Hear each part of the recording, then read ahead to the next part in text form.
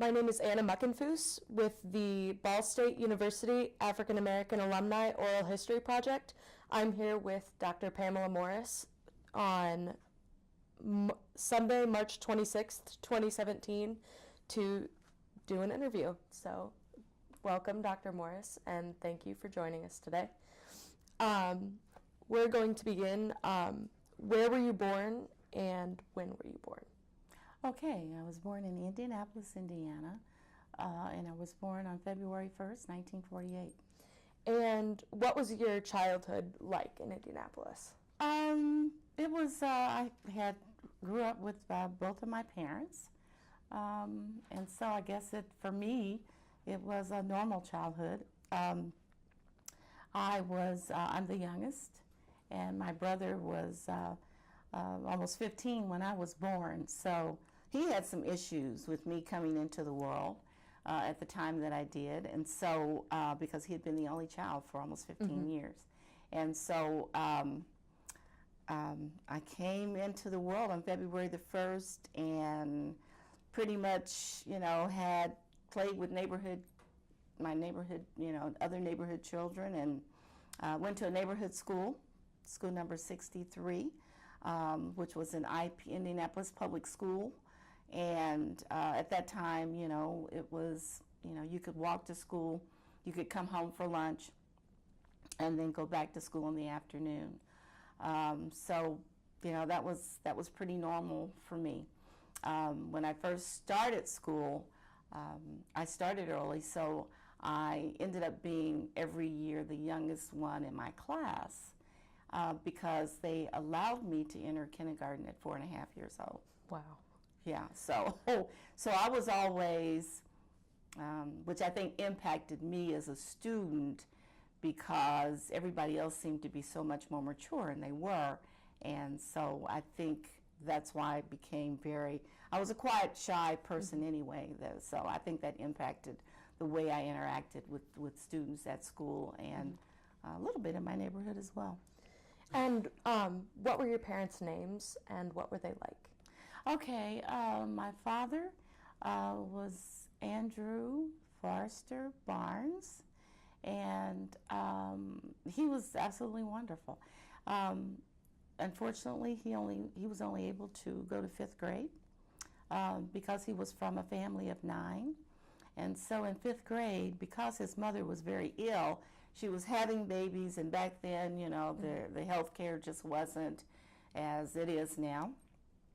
And so she died at a very early age. She died at age 43.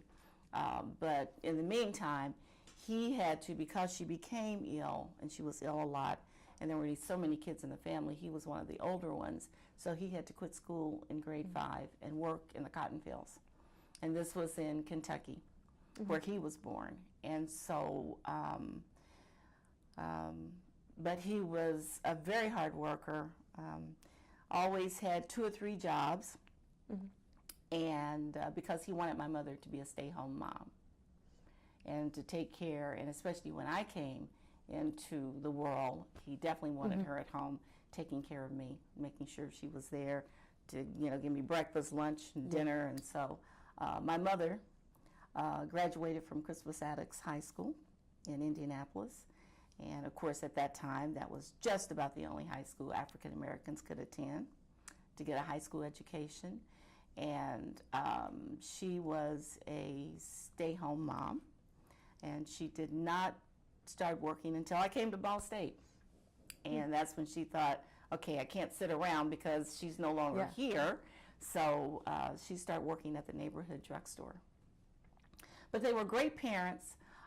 Even though my mother only had a high school degree and my father only had a 5th grade degree, I knew all along that I had to go to college. I mean, that's just one thing they promoted. Just in the way that they exposed me to different opportunities throughout my, years growing up. My father worked for the National Malibu, which was located in Hallville. which is a community on the west side of Indianapolis. And that it was very much an industry district at kind of the edge of that community. And so he worked there for many years as a sand mixer. So he suffered for 20 years before he passed away from heart problems. And I think it was just because, you know, he was pushing these heavy wheelbarrows of sand every single day, every minute and hour of the day. He was pushing all this sand, and I think that just really, health-wise, you know, caused him to have go into bad health. And so I don't know what other conditions existed at that time in that particular company or industry, but I just know that, you know, he worked very hard during the day. But in the evenings, he would take on different jobs. He was an excellent painter. And the one thing I remember about my childhood is that he never wanted to see any fingerprints. I mean, you know, and I don't know what caused that in him. Maybe it was because he had to work so hard, and so I don't know what kind of upbringing he had, but he didn't want to see fingerprints on the walls. So if there was a fingerprint on the wall, you know, before I came home in the evenings, he would have painted it on the weekends. I mean, they spent, but so the reason I'm talking about him being a painter, and he was excellent, is because he started painting for, first of all, he started cleaning offices for a lot of the African American physicians in the Indianapolis area.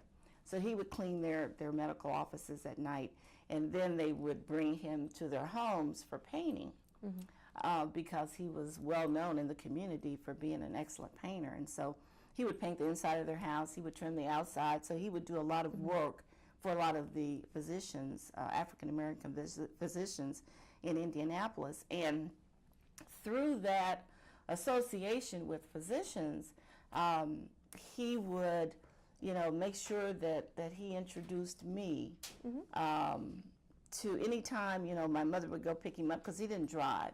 He had heart problems, so I never saw my father drive a car. So my mother always drove. So whenever we would go to pick him up, I was, you know, in the car with her. He would introduce me to these physicians, and they all had children. And so I would see this other side of life. And so that was, I think, the one influence that, I mean, I'd had a lot of influence on what I saw and what I thought, you know, the path that I needed to take. And my parents just never expected anything different of me. And I knew that from day one, that, you know, I was to go to college. And didn't know what I wanted to do at the time, but I knew college was definitely in the future for me. And you chose Ball State for, it looks like, their reputation in education, because you studied, was it elementary education? Elementary education, yeah. And what was your experience studying elementary education here at Ball State? Okay, let me tell you why I came to Ball State. I wanted to go to Spelman, but that was too far from my mother. Yeah. So I had to you know, go someplace within the state. While I was in high school, I went to Shortridge High School, and while I was there, I became a volunteer, a volunteen as they called it, at St. Vincent's when it was located on Fall Creek in its original building. And so I was a candy striper. So I thought I wanted to go into nursing. And when I first came to Ball State, and the reason I came to Ball State is because my father had an aunt here. He had a cousin who, his cousin and his wife were in the school system for many years here in the Muncie area. And so they said, you're going to go to Ball State because we've got relatives there and they can look out after you. Okay. So that's how I ended up at Ball State. Now, I still wanted to be a nurse, so I came in thinking that I would major in nursing. But because I was with educators, and these are the two educators in our family, they convinced me that after my freshman year I needed to go into elementary education. So that's how I got into elementary education. I was kind of forced into it. Yeah.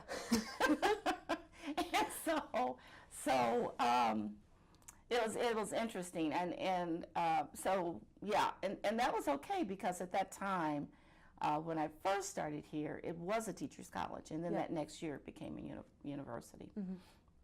But it was it was one of the top teacher colleges in the country, behind Columbia.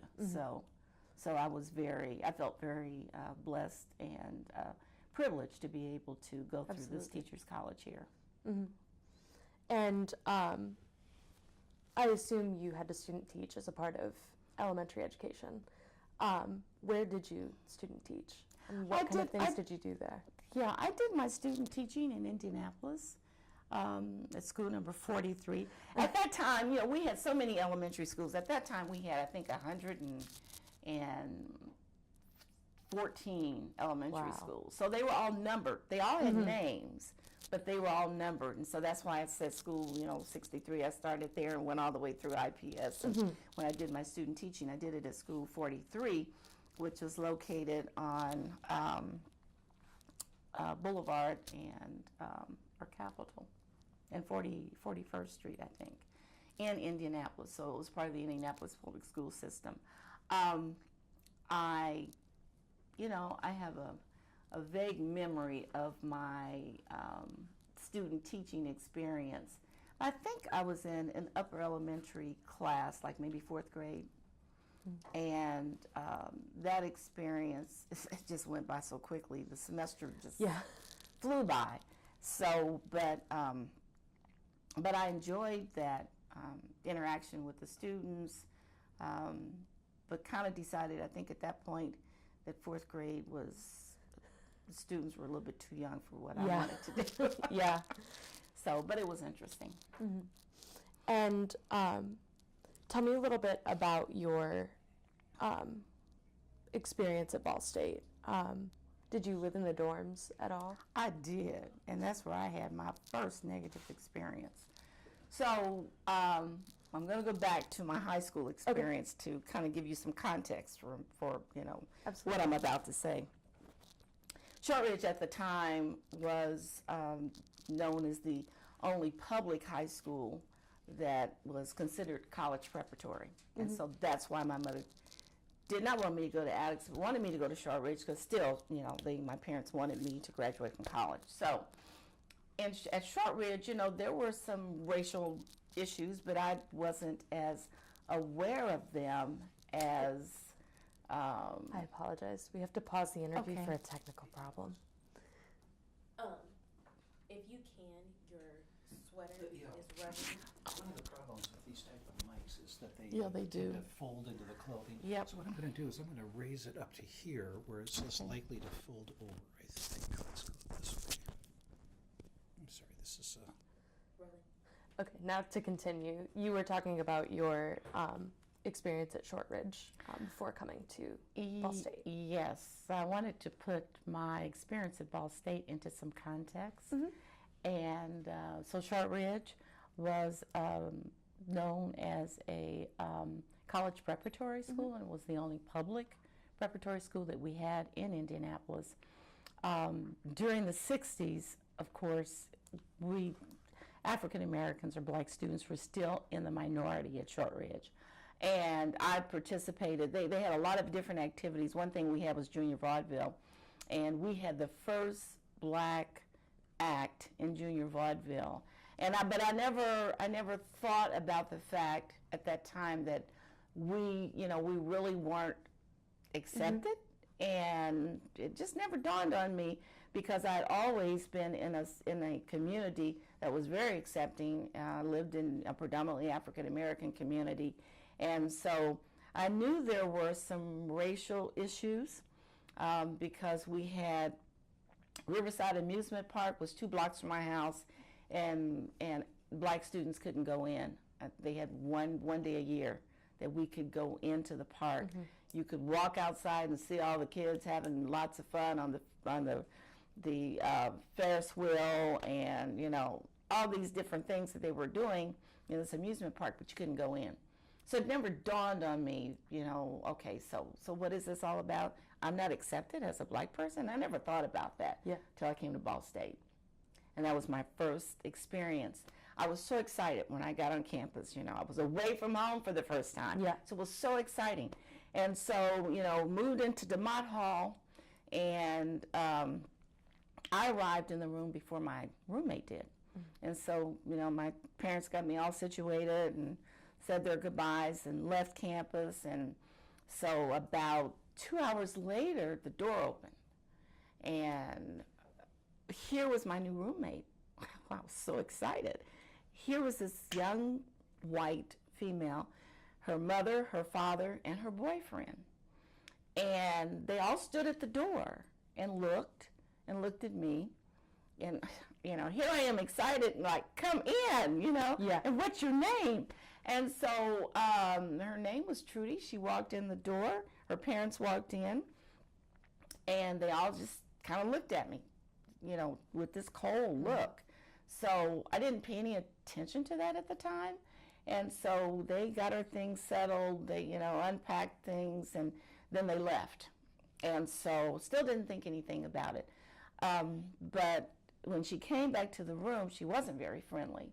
And I thought, okay, so, just is going to take us a little time to get used to each other. Yeah. So probably by week 2, I could tell every night that she wasn't very happy, and I didn't know it was about me. And she would call home. She was in tears. She talked to her boyfriend. She was in tears. And, of course, we didn't have cell phones then, so the phones were in the room, so I could hear all this discussion. But, never thought it was about me. So one day, I had met a new friend, and she came to my room, and I was sitting on my bed, and my new friend sat on her bed, and my roommate's bed. So she came in from class. She opened the door, and there we were talking, and she looked at both of us, turned around, slammed the door so hard that the door flew back open, and I thought, what was that about? So at the time, we had these dorm mothers, and so she went directly to the dorm mother. And a few minutes later, I got a phone call, you need to come to my office. So I asked my new friend to go with me. So we went down there. So here was Trudy sitting there on the couch, and she was crying. And so my dorm mother said, come in, have a seat, and said, we have a problem. And I said, okay, so what is it? And she said, well, when your roommate came back to the room, you had, a friend of yours sitting on her bed. I said, yes, she was sitting on the edge of the bed. And she said, well, Trudy seems to think that, black people have cooties, and she was told, her parents told her, and within her community, black people have tails like monkeys. And I had never heard that before and had never been discriminated against. And so I thought, you got to be kidding. So she said, Trudy feels that, that some of the cooties off of your friend would probably be in her bed. So she's very upset about this. And I thought, you got to be kidding. Cooties? Tails like monkeys? I had never heard that before. And so she said, so we're going to have to move you to another room. I thought, oh, move me to another room. She said, because, we can't, you're both freshmen, and we don't want Trudy upset because, she's got an education to get. Yeah. And so do you. So I thought, okay, fine. And so it was interesting. They did not move me to another room. They moved her to another room. Her parents demanded that she move out of the room ASAP. So they began that process of moving this young lady out of the room. But what was really interesting is that they went up and down the hall asking people who wanted to room with me. And I thought, you got to be kidding. Of course, the woman that I am now, of course, at that time, being 17 years old, my first time away from home, I was just taken aback. And I told my parents about it, and they couldn't believe it. And but looking back at it, and I've told this story many times because after I graduated, there were times that people were asking me about my experience at Ball State, and I said, well, my first 2 weeks at Ball State were just absolutely horrible because I felt so unwanted. And then you're going to go up and down the hall to ask who wants to room with me? And finally, this young lady said, I'll room with her. I thought, well, thanks a lot, But that was my first 2 weeks at Ball State.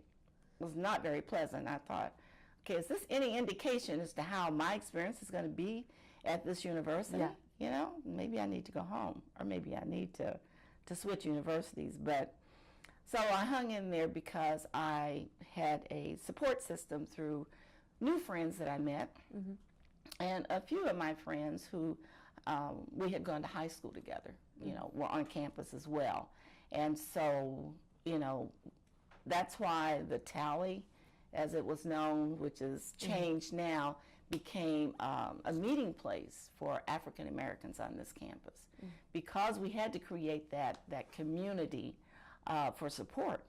And so, but that was within my very first 2 weeks here at Ball State, which was a lasting memory. I can still see it. I can still see her. I can still see what her boyfriend looked like.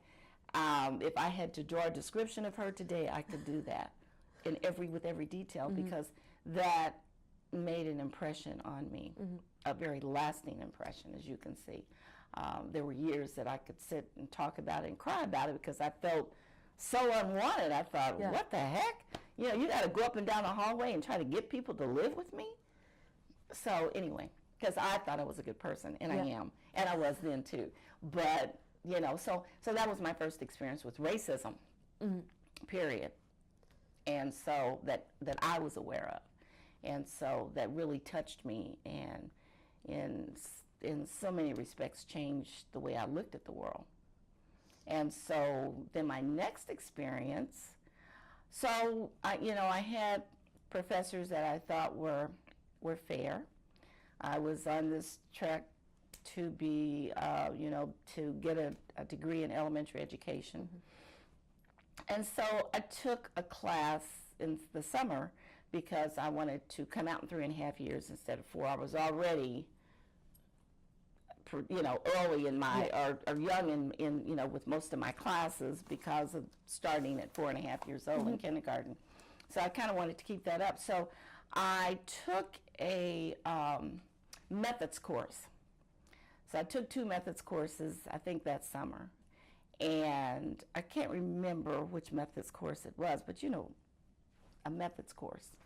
So it's all about very subjective. This is how I would teach this particular topic. And so I had an instructor. She was an adjunct professor here at Ball State. And she was from Yorktown. And she never acknowledged that I was even in the class. She never called on me.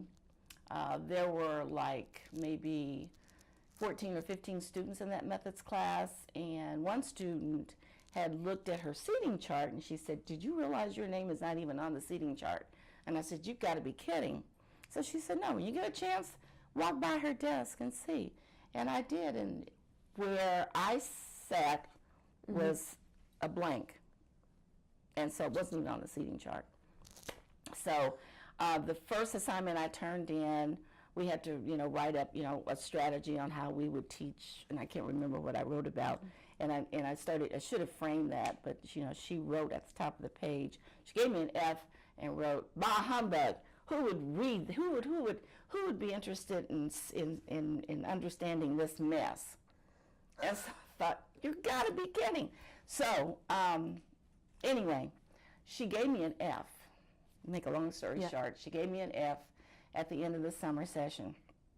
And so I told my parents, I said, this isn't fair. So they, we took it to the whomever, registrar's office, bursar's office, and we complained about it. Took it to the department head, complained, and so they said, okay, we will take the F off of your record, but you'll have to take the course over again, and you have to seek counseling. Okay, I have to seek counseling? I don't think so. But, so it was in this building that I came to see a counselor. And so the first time I visited with the counselor that day, I said, you know, I don't really need to be here, and I'm going to tell you my story. So once I told him my story, he said, you know, I agree, you don't need to be here. I said, I'm not the one with the problem. She's the one with the problem, because I was invisible in her class. And so, you know, we had to go through all of this, and I eventually had to take the class over again. But that was the next time that I encountered something, and so that's when I sought help. And at the time, Dr. Mylan Brown was on campus, and I heard about him and that he could possibly, you know, help me. He was helping a lot of African American students on campus. Matter of fact, there's a document, there was an article that has been captured,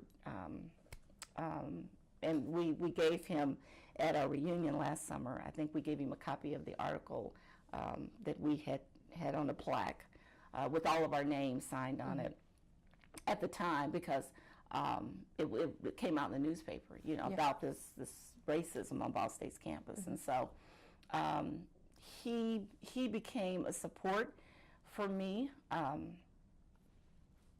throughout the next 2 years of my journey here at Ball State until I graduated. But without that support group, that, you know, without him, I probably would have made it, but it would have been more challenging. Yeah. And you earned your master's degree here at Ball State too. I did. Did you feel that by the time you were getting your master's degree, the racism was different at Ball State, or did it feel like nothing really improved from when you graduated with your undergraduate degree? Okay, well, once I graduated, I started teaching for the Indianapolis public school system, and basically 6th grade. And so I would come back in the evenings to take classes. And then I finished up my master's in 2 years, because that last summer I took 18 credit hours that summer, and graduated. So I don't know, because I wasn't here during the day. But from what I heard from some of the students who were still here back in the early 70s, it wasn't any different. And so there were still problems, racial problems on the campus. And you also went to IU and Purdue for other degrees. Did you feel like the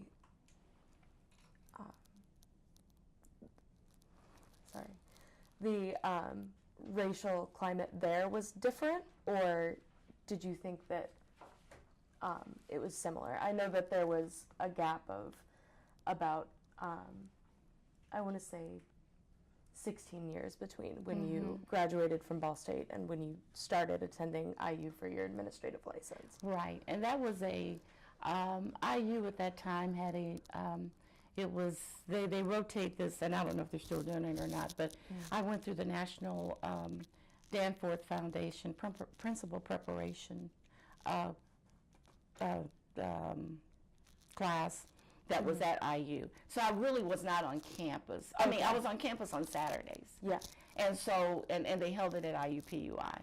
So I didn't really interact with people other than those who were in the program that I was in for the principal training that I received. So I wasn't really on campus. However, my experience at Purdue was very much like the experience here at Ball State.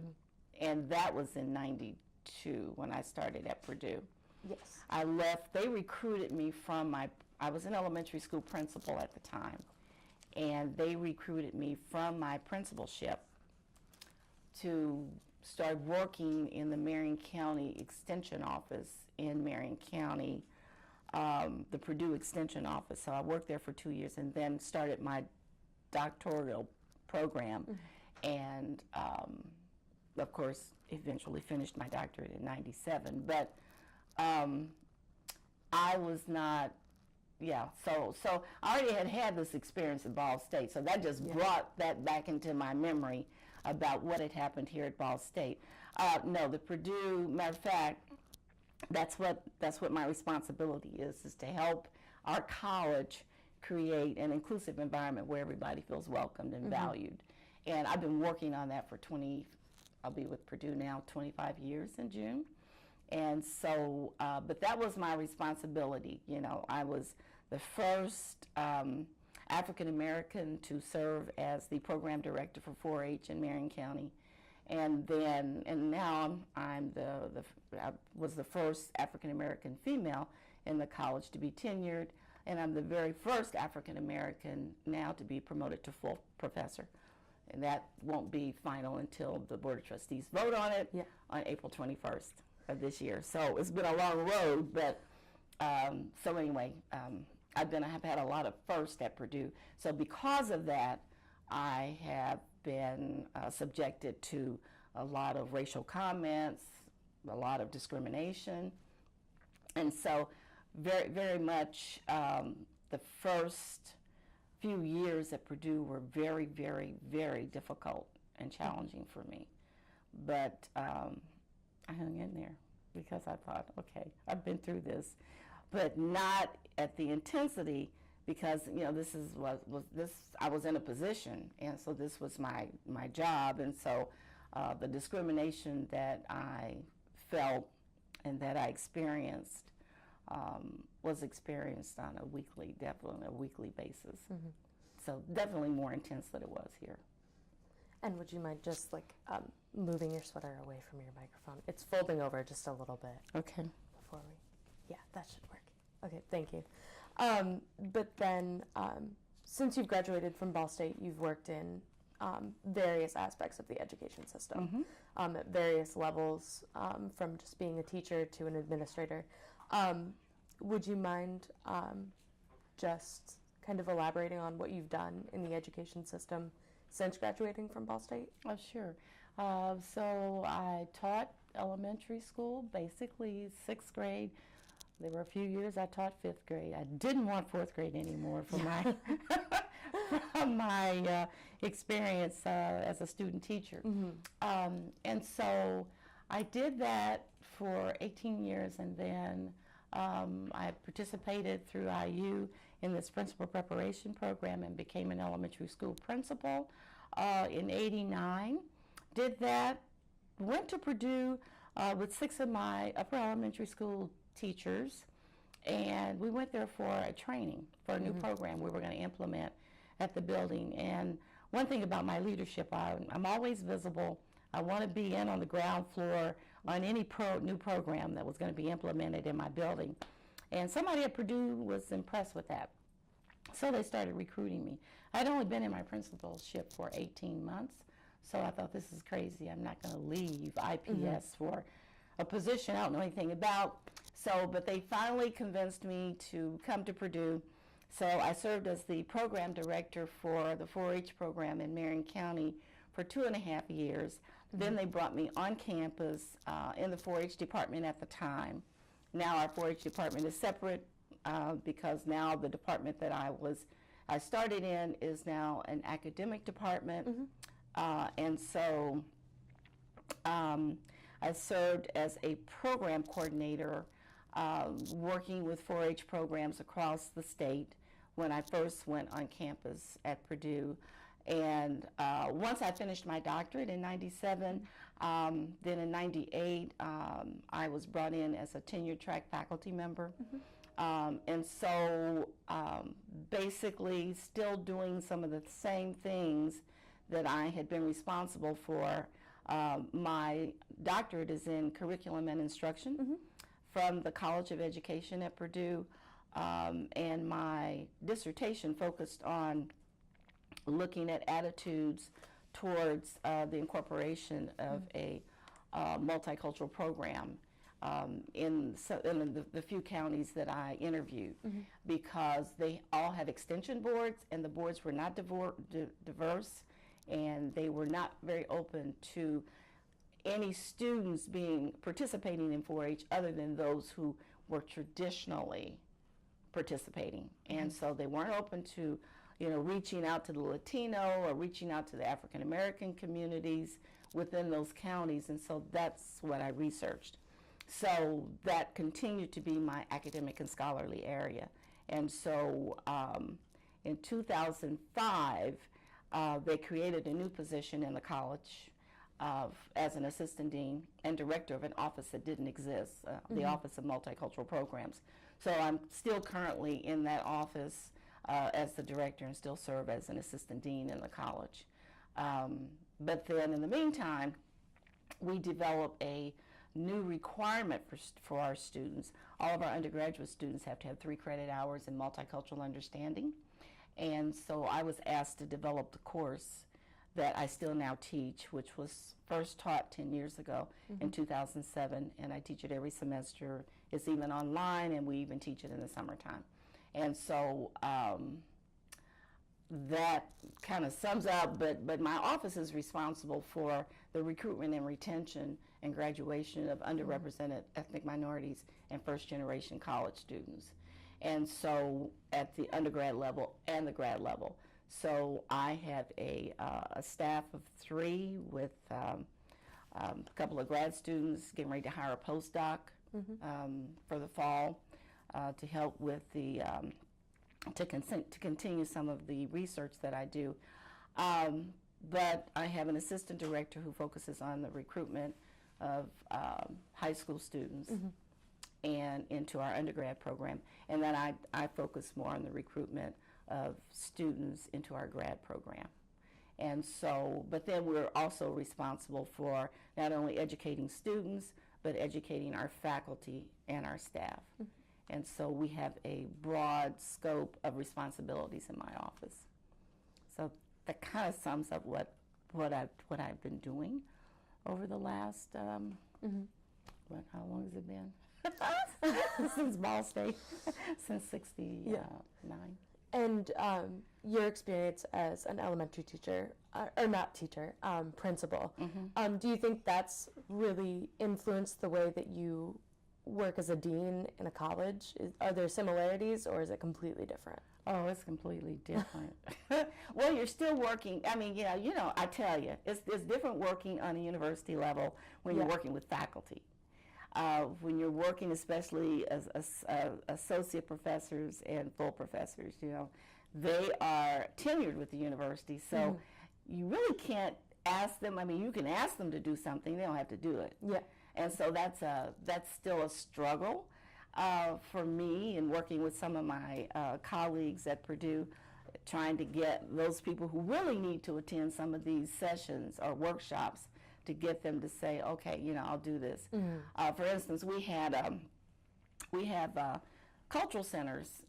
Here at Ball State, you have a multicultural center that services all ethnic groups. We have 5 cultural centers. We have the Black Cultural Center, the Latino Cultural Center, the Native American Cultural Center, the Asian American Asian Resource Cultural Center, and the LGBTQ Cultural Center. So we have 5 working cultural centers. On Friday, and I chair our diversity committee in my college.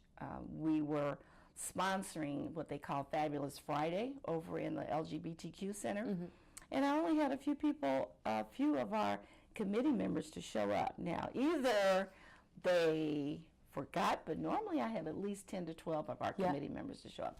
So now I'm wondering, I've been thinking about this since Friday, did they not come because it's something they didn't want to know more about, or I don't know, So anyway, it's a struggle getting people to increase their knowledge and move toward becoming more interculturally competent.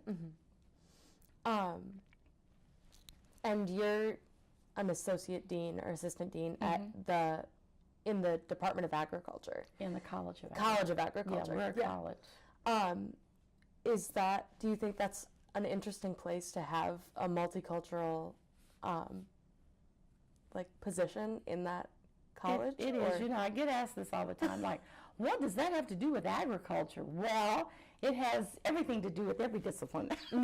We need to know how to get along together, you know, and we need, you know, to move people beyond having that monocultural mindset into an intercultural or global mindset, because this is where we are as a world. Yeah. And so we live in a global community, and so you can no longer operate in a silo. And so, you know, people are going to have to begin to have a better understanding of how to get along with different people, because we're becoming more and more diverse each and every day. And so I get that a lot. You know, there's still some faculty members in our college who do not embrace diversity. And, you know, when students get ready to sign up for class, and they're signing up for class now because, you know, we start right after spring break, you know, some academic advisors just say, oh, no, don't take that course because it's all about white male bashing. You'll feel bad if you take it. You'll feel guilty. And so they still don't accept a lot of what I do in the college. So that was another battle of me, because I'm tenure track, of me being promoted, because I was promoted to associate professor in 2003. However, 18 months later, I went into administration. So my academic and scholarly work, I really kind of put on the back burner, because I was opening an office that never existed. And so, but that has been a struggle, trying to have my primary committee, which is the department committee, understand the kind of work that I'm doing and the kind of research that I do. And so the first time my document went up for promotion in 2013 from associate to full professor, it didn't make it, because people just still didn't understand the importance of this work that I do. Here I'm a social scientist in a hard science college, or discipline or field. And so that was a struggle for me as well, with the work that I do in the college, is getting people to understand the importance. And so finally it happened. So anyway, so I'm just ecstatic about that, but it's not public until April 21st. So. And do you have students and faculty that come to you with racial issues? Oh, absolutely. We just had a racial incident just on Monday of this past week. An African-American female walking across campus said that this pickup truck drove past her, called her the N-word, told her to go back to Africa, and threw an egg at her. Oh my gosh. That was at 1:35 on Monday. I know the time because she reported that was the time she looked at her watch, and of the incident that took place. So yes, students do come to my office we hear the stories in my office. Yeah. Because I have friends that go to Purdue that have mentioned, and they're like white, you know, they're we're from a community that's incredibly white. And he notices racial problems that go on around campus every day. Yeah. We still struggle. We still struggle a lot at Purdue, even though a lot of people don't want to admit it, but we do. Yeah. And I'm trying to think. Do you think that your office in your college, do you think that it's gained more acceptance since it's been created, or do you still think there's some struggle? There's still a struggle, but we do have more credibility in the office. I put out our first annual report. Every dean, everyone with the dean's title at Purdue has to go through, and that's probably how it is at most institutions, have to go through a 5-year review. And so I went through my 5-year review last year, and one comment or comments that were made, was about communication, that people didn't understand what does my office do, and how do we assist the college. So I did establish our first annual report that was released last fall, so that, and I'm now going around to all of our academic departments, talking to faculty and staff to help them understand, and also to allow them to ask questions, but to help them understand that, this is the scope of what we do. And so, and then giving them some statistics on how many students, if you look at the number of student applicants that we get for our college from ethnic minorities, and then you look at the number of students who are accepted. I mean, like in fall of 2015, we had 199 applications to our college from ethnic minorities. Out of those 199 applications, I think there were 125 accepted. Out of the 125 accepted into the college, 37 of those students actually committed. So where are we falling short? We fall short because we are not giving the type of scholarship awards that are competitive with our peer institutions. And so, but then we also fall short because this young lady that this incident happened to on Monday will go back to her community and she'll tell other students and other families, and they may decide, okay, Purdue is not the place. It's not the place for my child.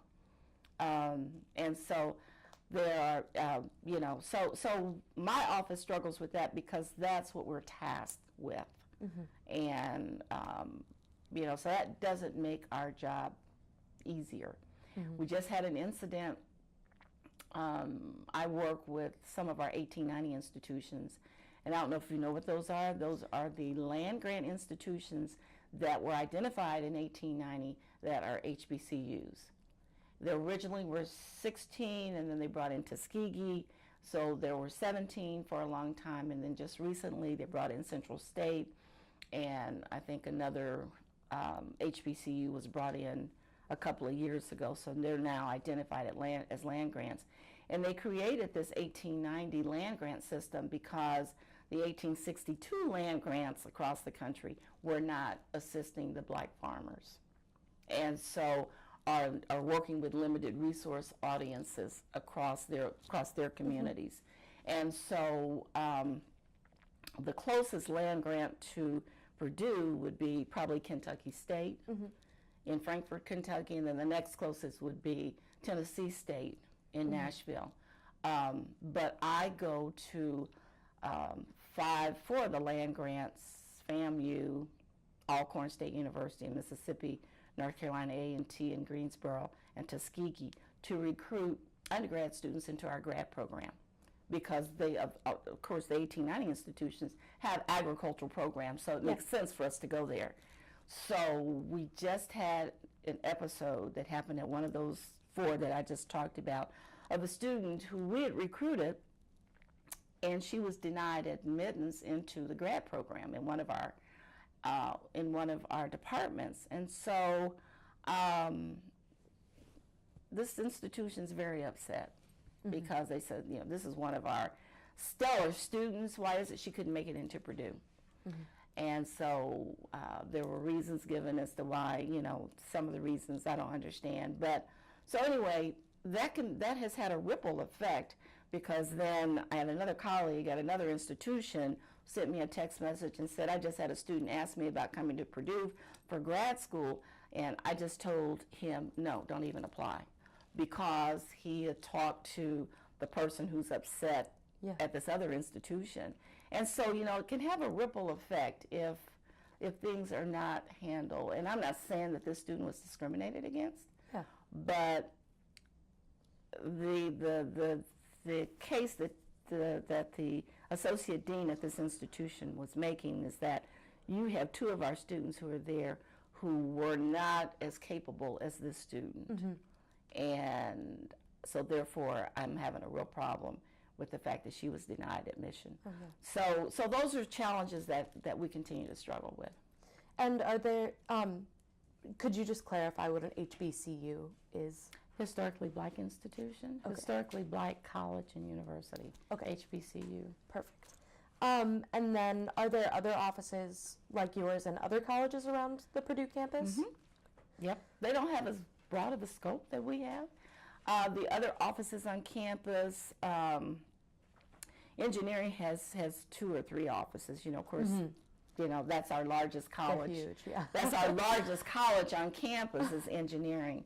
And they are broken down into all the different colleges, schools. You know, they have the School of Aeronautical Engineering and so on and so forth. Yeah. But so they bring in a lot of people. So they have a couple of offices. They have one that just focuses on women and recruitment of females.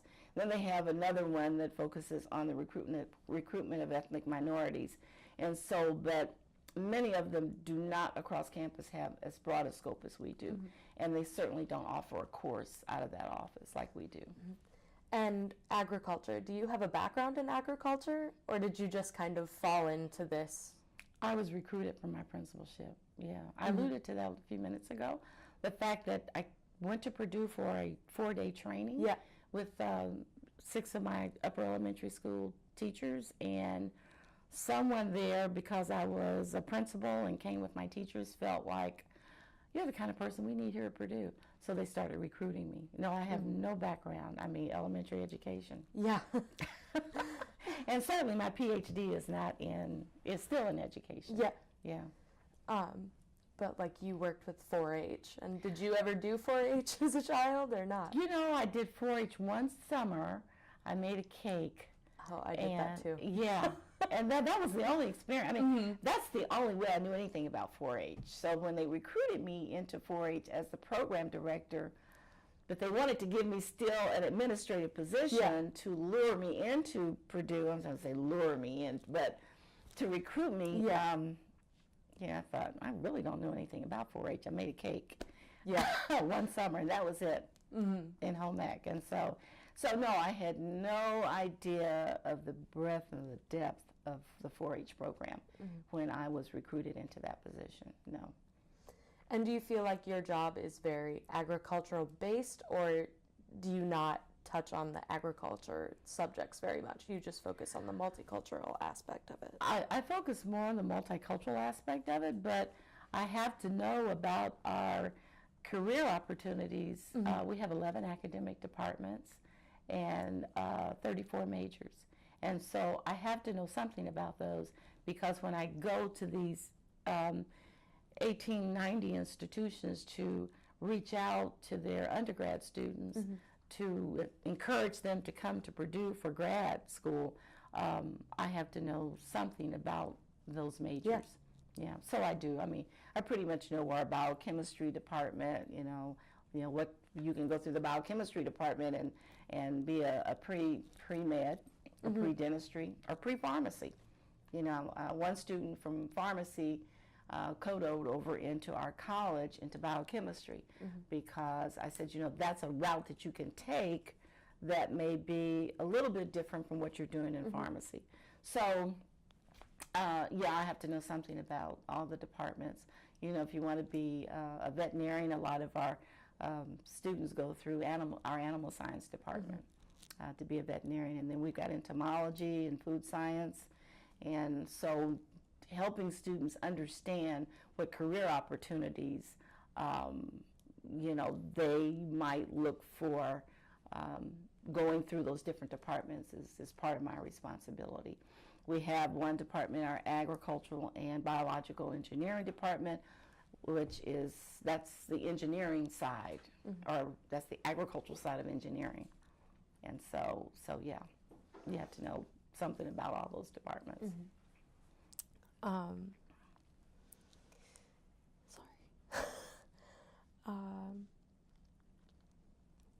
And do you feel that you enjoy working with college students better than the type of students that you would have worked with as an elementary educator? It's different. Yeah. I can say I do enjoy working with college students. They're, of course, more challenging. I had some students get up and walk out of my class because they didn't want to hear what was being said, and they just get up and walk out. Well, I think, it's your grade, you're paying for it.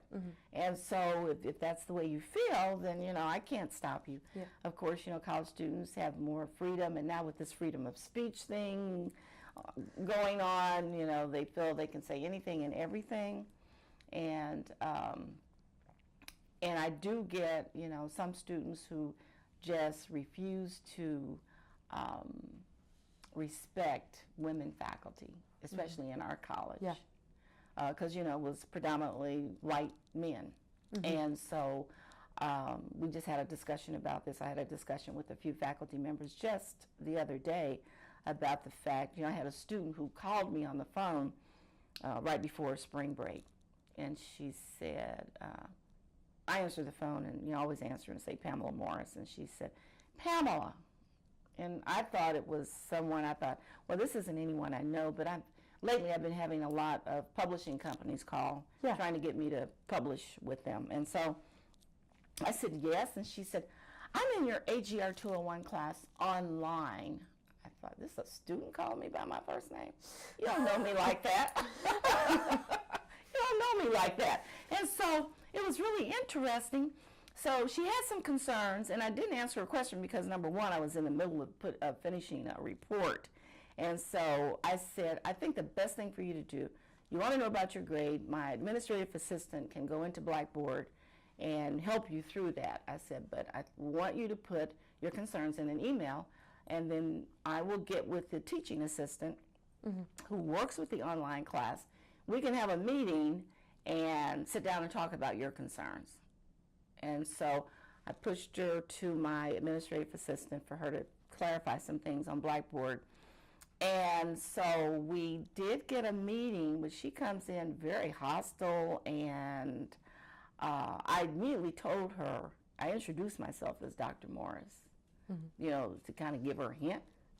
That you should not be calling me Pamela. I don't know. And I know that, our male professors, they call them by their titles. And so it's not like you're going to walk into somebody's class and say, hey, Robert, So anyway, but there's still that disrespect for women faculty.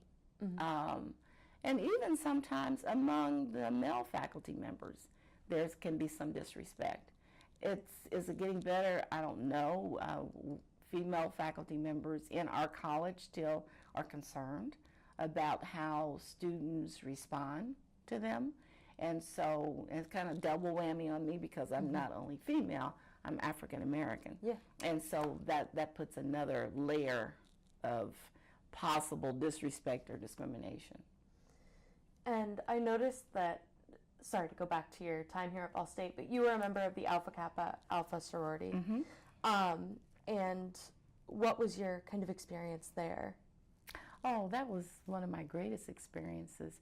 I'm a charter member. Okay. So helped to start at AKA on this campus.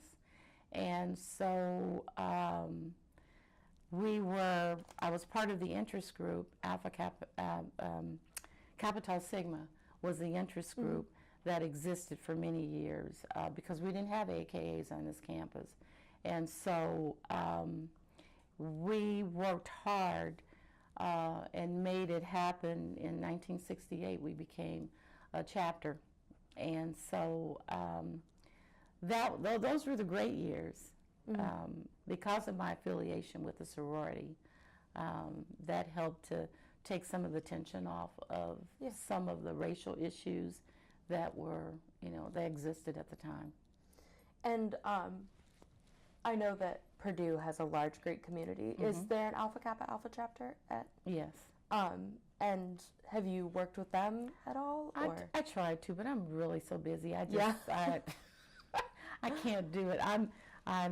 This is my last year serving as chair. We have a Purdue Black Caucus of Faculty and Staff, and so I've been chair of that committee for 3 years. But I mean, I just have to give it up because I'm just not. I just don't have the time for it. I'm just too busy doing other things and traveling, and so it.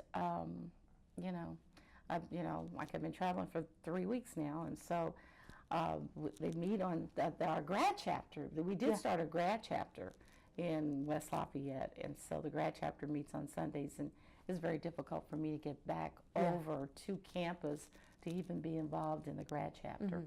So yeah, no, I'm not as involved as I'd like to be. And you travel a lot for your job. A lot. I know that you go like abroad quite often. What are some of your favorite memories from those kind of trips, and what do you do there? Okay. I have a spring break study abroad in Cartagena, Colombia, and been going there for 4 years. We work with the Palenque community, which is a community that's been in existence for a little over 300 years. But they have an interesting history. They are an African Colombian community, or Afro-Colombian community, and their story is so interesting. We are doing a documentary to capture their oral history, and so the reason I'm so interested in this community is because they have their own language. They created their own language in order to be freed from, well, it was one thing that they did to be freed from slavery over 300 years ago. One of the slaves got free, and he came back and showed the pathway and described it so that they braided the pathway of freedom in their hair. So the men had it braided in their hair. The women braided their hair so that it puffed up so they could hide seeds and tools, so that when they reached freedom, they could plant the seeds and begin, to feed themselves. And so braiding is still very much revered in that community, but they brought with them, because there were Africans from many different places or communities across Africa, they took those African languages, combined them with Portuguese, which is another language spoken in Cartagena, and Spanish, to create a language so that they could talk among themselves to free themselves, and the Spaniards wouldn't know what they were talking about. Wow. So they developed this language called Palacara, and they taught us this past week how to speak some of it. And so it's really interesting, but my second, I guess, research area is service learning.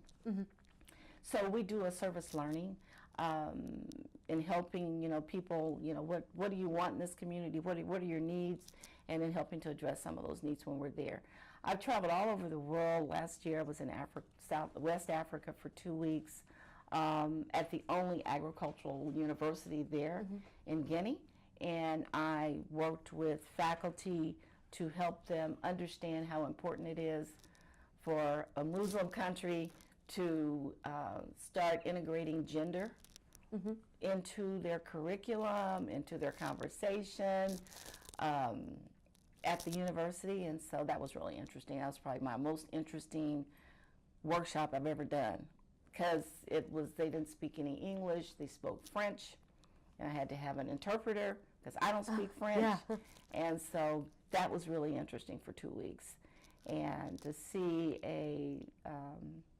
an underdeveloped country, I mean, that's where the Ebola breakout started. And so I learned the history of that and how that all got started, and how that had spread all to Sierra Leone and to the other countries nearby. So that was interesting. That's probably one of my more interesting trips. I've been in a lot, probably just about every continent. Yeah, so it's been interesting. Wow. Yeah. Yes, and I would not have had this experience if I had stayed with the Indianapolis public school system. Well, that's incredible. And do you feel that that's changed the way that you work as an educator when you work with students in the lecture, or it's impacted the way you act as an administrator? Oh, it definitely has impacted me. Every time I go abroad and see the challenges that other people have, that's one thing. One of my students just has been talked to somebody else on campus, and it got back to me that the student said his life has been impacted forever. Going with me to Cartagena, that he is a changed person forever. And it does change you. And with each group that I take abroad, because I also had a Maymester. We have a Maymester at Purdue for 4 weeks between the spring semester and summer school. And so I taught, I had a study abroad in Ecuador for several years of a Maymester course. And each of these experiences certainly provides an opportunity for me to gain more insight on who I am as a person and as an educator. And it changes. It's, different dynamics with each group. I learn something new. I continue to learn something new. And so that, I think it just adds on to my knowledge and makes my values even stronger for what I advocate for. And what kind of things do you teach in your lecture courses at Purdue? Okay, I talk about all these important critical issues that we're struggling with in our country. Immigration, gender issues, the gender parity that we're looking for, gender identity and expression, religion. This past week, we focused on race and race relations, helping students understand that race is a social construct, and that there's no biological evidence of people being in one race or another, but we're all the human race. And within the week, I had my department head come in and talk about privilege and power. And that's a last week is a week that students really struggle in my class. Yeah. And because they don't want to hear it, and they don't want to hear, and they definitely don't want to hear me talk about privilege. And so, but I think this professor gets the message across to the students in a way that I've never had other people be able to do that. But we talk about this coming week, our focus is on class. So we'll talk about the social stratification. On Tuesday, I have my hunger banquet. And so students we're going to hold it in another room that's going to give us enough room to spread out, because I've got 120 students this semester. So they'll be, when they come in the door, they'll be given money. Yeah. With my picture on it, of course. And they'll some will get dollar bills, some will get a $2 bill, some will get $5, $10, some will get a $20 bill. Only 2 people will get a $20 bill, and those people will represent the upper 10% or 1% of the billionaires and millionaires in our country. And so it's to show them the stratification and how this really impacts people across the country. And so the middle class is broken into 2 groups. They'll get, now the upper class, those 2 people will get a full meal with dessert, silverware, placemats. They'll be treated like kings and queens. The middle class, the ones for $5 will get 1 piece of pizza, and the ones with $10 will get 2 slices of pizza. And then the lower class will have to sit on the floor, and they'll either get, for $1 you get rice, for $2 you get rice and soy sauce. Okay, so I tell students to come hungry. So I had a student who was really upset with me last semester and said, but you told us to come hungry, and this is what you feed us? You're upset today. You can eat after this class, but there are people that get up every day who are hungry, and they can't find enough to eat, or they don't have enough money to feed their family. Just think about how they feel every day, how hopeless and how angry they are. I said, so, to help people to see the other side, and so it gives them a perspective. But those, I talk about abilities and disabilities, trying to help students understand that we all belong to different social identity groups, and each of those social identity groups have their own cultures. And so those are some of the things that I talk about in the class, helping them to understand how important communication is. And so. And what's one of your favorite subjects to teach in that class? One of my favorite subjects, I think, is to talk about, at the beginning of the semester, when I really help students understand how we think, how we make sense of the world, and that we're all socialized, or we're all social beings, and how we're socialized, and how that has it creates this cognitive dualism. So we think everything is either right or wrong, good or bad, black or white. But when it comes to human differences,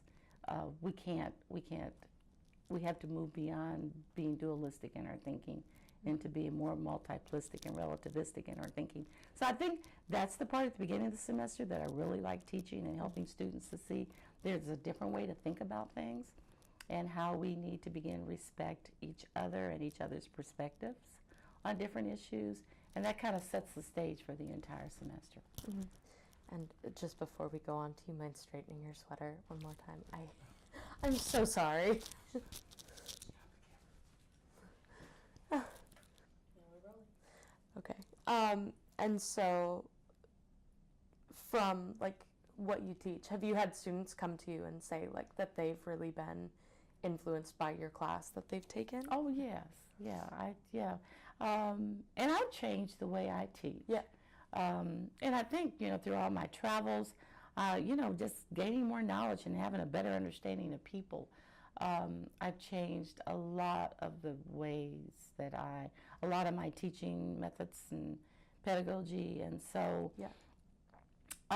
students, either like the class or they don't like the class.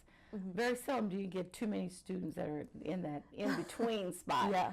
But they either really enjoy it or they really, really hate it. And so, but yeah, I do have students who come to me and say, I had a student who is the women's coach at another university, and she took my class years ago, and she sent me a picture of her team, and she said, I just wanted to let you know how much you influenced my life when I was at Purdue. And so, through the class that she took. So yeah, I do get students who come back and say, or students who are current students in my class to say that they enjoy the class. Mm-hmm. And you're teaching incredibly difficult subject matter. Mm-hmm. Does that affect you even outside of the classroom, just having to research those topics and things like that? It used to really impact me. Mm-hmm. I think the first few years, reading the comments that students were making at the end of the semester on the course evaluation. I think the first few semesters I had tears in my eyes. I thought, really? A couple of students used some nasty words, and you don't need to be teaching this course because you're African American. I don't know why you're teaching it, and so those things do hurt. And so yes, now my shoulders are much broader and my skin is much thicker now, and so when a student makes a comment about something, I just have to let it roll off, and not take it personally, because these are the kind of issues that everybody struggles with. And so last semester was really tough with the presidential debates and the election, and my teaching scores went down last semester because students were just and so anyway, it's interesting because my class has been much larger than this. I remember the time I had almost 200 students, and we were over in Lynn Hall, which is a larger lecture room, and some of the students, because it was stadium style seating, of course, you got your students sitting all the way up in the back, and you can't see what they're doing. So I had a guest speaker once, and I just happened to walk up in the back, and the students had their laptops, and they were looking at some website on guns. And so I just happened to walk up, and they switched off, and I said, so what were you looking at? And so they said, so one of them said, I can't remember what he said because this was years ago, but he said, oh, come on, Dr. Marsh, all your Republicans sit back here. And so, so it's, and that wasn't even during a political, year for elections. So, that comments like that. One semester, I was starting the semester off, and I was in this same room I was telling you about. It has two entrances. It has one on this side of the room and one on the other side. And all of a sudden the door opened. I was lecturing. I was halfway up these steps, and I turned around. I thought maybe a late student was coming in. So this gorilla comes walking in holding a banana, and the student had a bat, chasing this gorilla. So they ran through the front of my room and ran out the other door. Then I thought, so I looked at the other students, and I could tell that a few students knew what was going on. And so then they came back through, and I thought, okay, so what was that supposed to signify? I mean, you know, it's just amazing. But those are the kinds of things that, can be intimidating.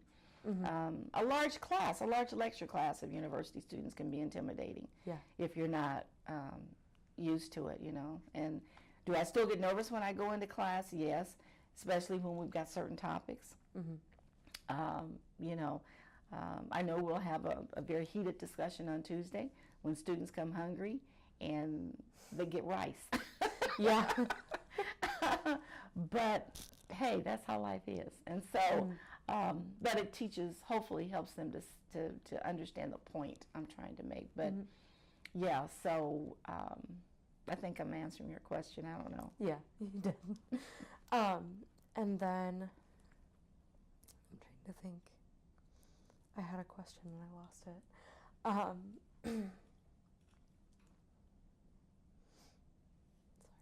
That's okay.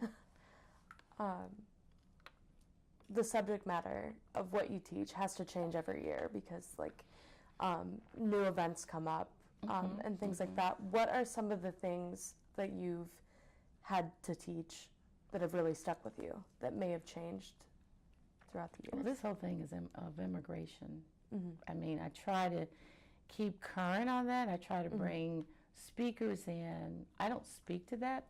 What I try to do in my class is if I could teach all the topics. And that's what I did at the very beginning when I first started this class. But I try to bring people who are more knowledgeable or experts on a certain topic in to share the latest and most current research or most current event about that particular topic. And so immigration is one that we really try to stay current with because that was a hot topic during the debates. And so immigration I really try to stay on top of. I think that's the most, immigration and gender identity and expression is another one that I try to, what I usually do is since we have a director, a cultural center, I engage the director, comes in and brings a panel of students at Purdue who identify differently and have those students talk about their experience of when they came out to their family, the experience that they're having at Purdue, if they're being discriminated against or not, talk about those experiences. So I try to, and we do the same thing with religion, because all of those are very interrelated. Yeah.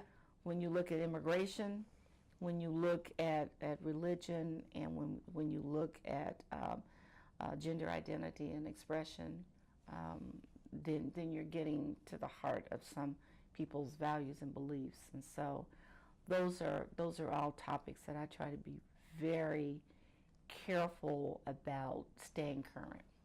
And are there any speakers that you've invited to your class that have really stuck out to you?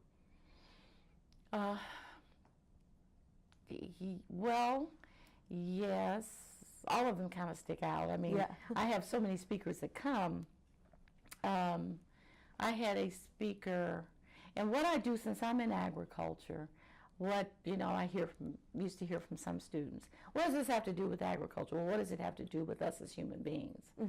Is my question to them. And so what I started doing is bringing someone in who is, well, actually he was a vice president of Belster Milling Company, which is one of the largest pig operations pork operations in our state, and having him talk about the documented and undocumented workers that work on all the different farms that they have across the state of Indiana.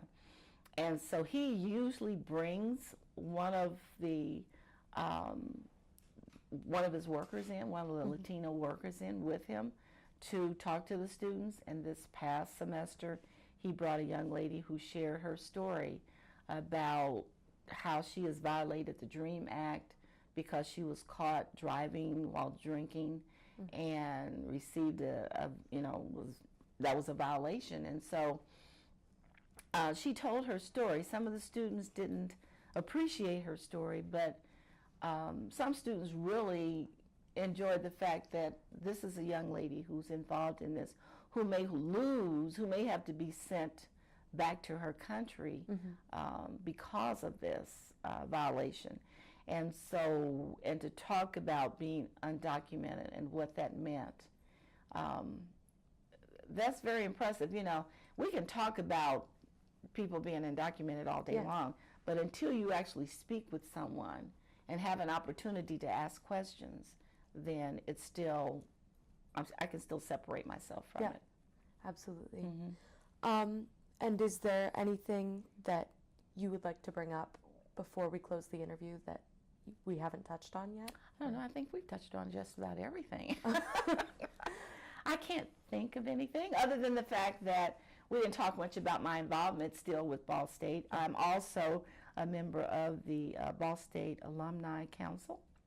And so... and you are the president of the Ball State African American Alumni the Ball State Black Constituent Society. Okay. And maybe tell me a little bit about that. What do you do as president? I'd be happy to tell you. I've been president since 2008, and we're getting ready to elect a new president.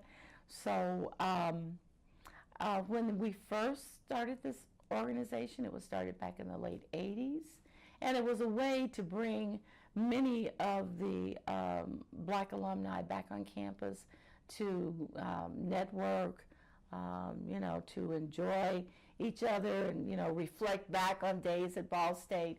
But since then, we've been more focused on helping students here. I mean, we started probably about 11, 12 years ago, an endowed scholarship for Black students on this campus. And we advertise it or publicize it through admissions. We publicize it through the multicultural center here. And so, matter of fact, that deadline for those scholarships, we have 2 scholarships now because once I stepped into the presidency, I started I helped to get that endowed scholarship endowed because it takes $25,000, and we were struggling with just minimal amount of money being put into that account from different alumni. But so I started an expandable account for a book scholarship. So now we get book scholarships every year as well, and so we give up to $200 or $250 to $300, depending upon how many students apply for the book scholarship. And they don't have to be in any particular major, but they can apply, and that application deadline is like April the 15th. And so I wanted to be more student focused since that's what I do at Purdue. And so we're more student focused in helping to reach out to students to provide any kind of support that they feel that they might need. Mentoring is an important part of being successful, not only in the workforce, but even being successful as a student. So in helping our alumni across the nation and across the world, helping to connect some of those alumni with some of the current students who are here now at Ball State. We meet quarterly. We have a meeting coming up on April the 8th, and a board meeting. And so we're taking in new board members at that time, trying to get some younger people involved. We have a reunion every other year. So we just had our reunion last August. We'll have another reunion in 2018 to help Ball State celebrate the 100-year, participate in the 100-year celebration. And so we're about helping students and connecting alumni across the world. And what was your involvement while you were at Ball State? What other things besides your sorority were you involved in? Pretty much just the sorority. Yeah, that was enough for me. I'm in trying a to sorority graduate. now, and Yeah. I feel the same way. I as mean, well. we had a lot going on. I mean, you know, we were always giving a line. We were always doing this, that, community service. I mean, you know, so we were, that was enough. Yeah. That was enough. And do you feel like your involvement with your sorority has helped you as the president of the, what is it, the Black Constituency Society? Yeah, Black Constituency Society, or Constituent Society, yes. I don't know if it really helped me. I think personally my experience as an elementary school principal in the inner city of Indianapolis prepared me for just about any administrative role. I have to imagine that was difficult. My school was located in what they called Dodge City, and it was called Dodge City for a reason. It's not Dodge City anymore, and it hasn't been for years, but you know, lots of gang activity, lots of drug. You know, the school was located next to one of the main drug houses in the community. So I had students running out, you know, over to the drug house. You know, so that was crazy. But so I think that prepared me for. I know Dr. Cheryl Gilbert was the superintendent who brought me in as a principal, and I remember meeting with him in his office, and he said, "You are about to embark on an experience that you will probably never forget." And he said, if you were successful at School 45, he said, if you're a successful leader, he said, you can lead anything. And I believed it. I mean, I thought, okay, yeah, you're right. You're right. You can lead just about anything. And so, yeah, I think that really gave me the experience that I needed to be a successful administrator. And then I've been through quite a few national leadership programs. You know, since I've been at Purdue. Yeah. Is there anything else you'd like to say before we close? I don't think so. I think I covered everything. All right. Well, on behalf of the Ball State University African American Alumni Oral History Project, we'd like to thank you for taking the time out of your very busy schedule to let us interview you. And we look forward to keeping in touch. Okay. Thank Sounds you. good. Thank you.